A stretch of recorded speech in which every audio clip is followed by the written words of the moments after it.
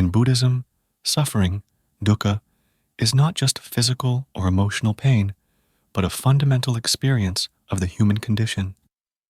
The Buddha taught that suffering is present in all aspects of life, in birth, aging, illness, and death. Even if our lives are temporarily happy or pleasant, there is always an underlying sense of dissatisfaction, which may manifest in various forms, such as anxiety, fear, frustration, or a constant craving for more. Dukkha is an inherent characteristic of conditioned existence. Suffering does not appear in isolation, but is part of the nature of life. The Buddha spoke about 3 types of suffering: the suffering of pain, physical and emotional pain; the suffering of change, the dissatisfaction caused by impermanence; and conditioned suffering, the very nature of existence, which is always changing and influenced by causes and conditions. Understanding the reality of suffering is the first step toward liberation. By recognizing suffering as universal and inherent to the human condition, we can stop resisting it and begin to see its cause and origin more clearly. When we accept that suffering is inevitable, we can start to understand why it arises and, most importantly, how we can overcome it. The Buddha taught that suffering has a specific cause, and this cause is directly related to craving and attachment. The origin of suffering, samudaya, lies in the incessant desire for pleasure, comfort, status, security, and even personal identity. This desire is not only about external things, but also about how we wish internal emotions and experiences to manifest. However, nothing is permanent, and attachment to these experiences leads to dissatisfaction. When we cling to a moment of happiness, it inevitably passes, resulting in frustration and suffering.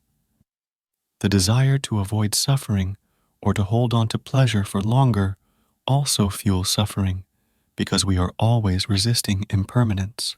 Ignorance, avijja, is the root of this cycle.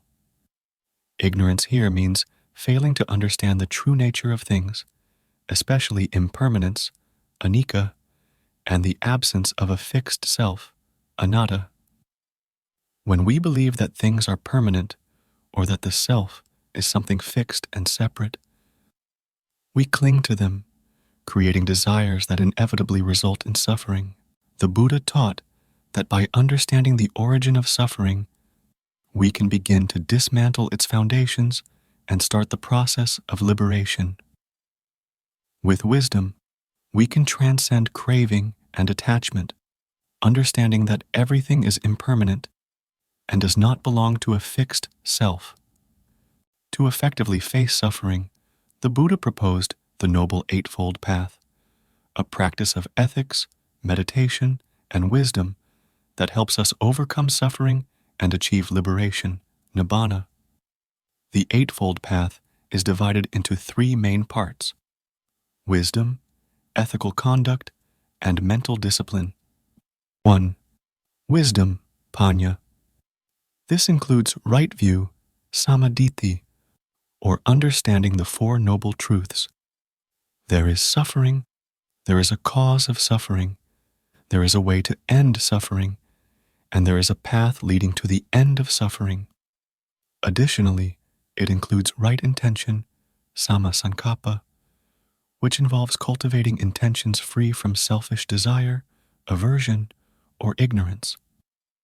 By doing so, we begin to see reality as it is, understanding that suffering is part of life, and that we must act in accordance with impermanence.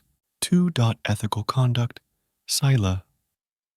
Ethical conduct on the Eightfold Path includes actions such as speaking the truth, acting with compassion, and avoiding harm. The practice of non-harm, ahimsa, helps us create an environment of peace and harmony around us, reducing external sources of suffering. 3. Mental discipline, samadhi. Meditation is key to internal transformation. The practices of mindfulness, sati, and concentration, samadhi, allow us to calm the mind, observe our thoughts and emotions, and free ourselves from automatic reactions that feed suffering. Meditation helps quiet the mind, bringing greater clarity and understanding, enabling us to live with equanimity amid difficulties.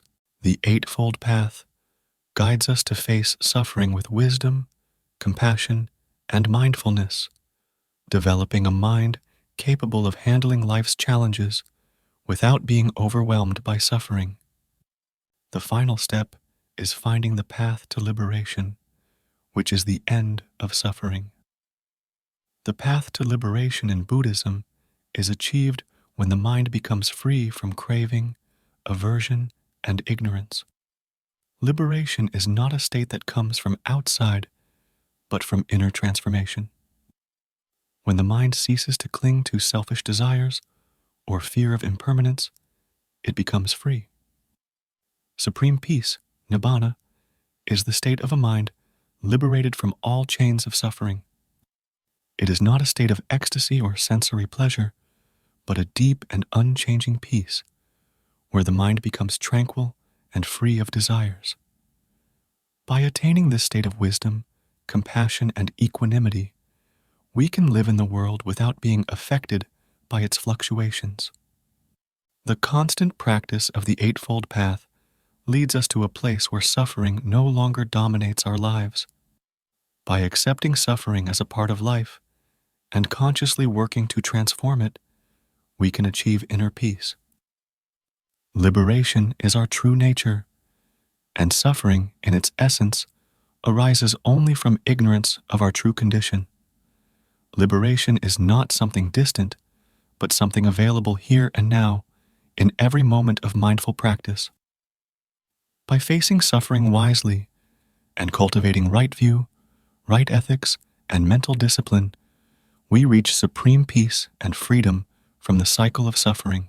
The reality of suffering is an inescapable aspect of human life, but it is also the starting point for our liberation.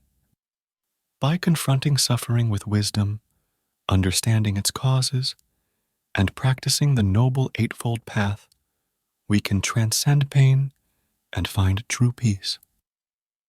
The path to liberation leads us to a life of wisdom, compassion, and equanimity, where suffering no longer controls us, and true inner peace becomes our natural experience.